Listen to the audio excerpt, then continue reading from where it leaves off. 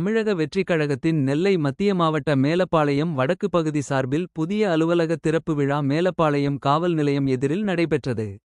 இந்நிகழ்வில் நெல்லை மத்திய மாவட்ட செயலாளர் மரிய ஜான் சிறப்பு அழைப்பாளராக கலந்து கொண்டு ரிப்பன் வெட்டி புதிய அலுவலகத்தை திறந்து வைத்தார்.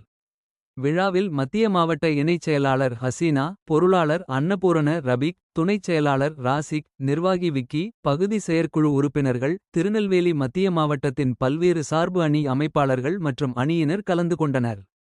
மேலும் பாளையங்கோட்டை மற்றும் தச்சநல்லூர் பகுதிகளைச் சேர்ந்த பகுதி செயலாளர்கள், வட்டச் செயலாளர்கள், மேலப்பாளையம் பகுதி மற்றும் வட்ட நிர்வாகிகள் உள்ளிட்ட ஏராளமான கழக நிர்வாகிகள் மற்றும் தொண்டர்கள் விழாவில் பங்கேற்று புதிய அலுவலக திறப்பை சிறப்பித்தனர்.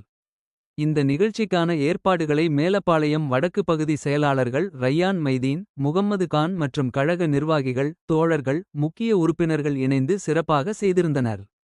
விழாவின் நிறைவில் நிகழ்வில் கலந்து கொண்ட அனைவருக்கும் வெல்கம் பஷீர் நன்றி தெரிவித்து வாழ்த்துரை வழங்கினார்.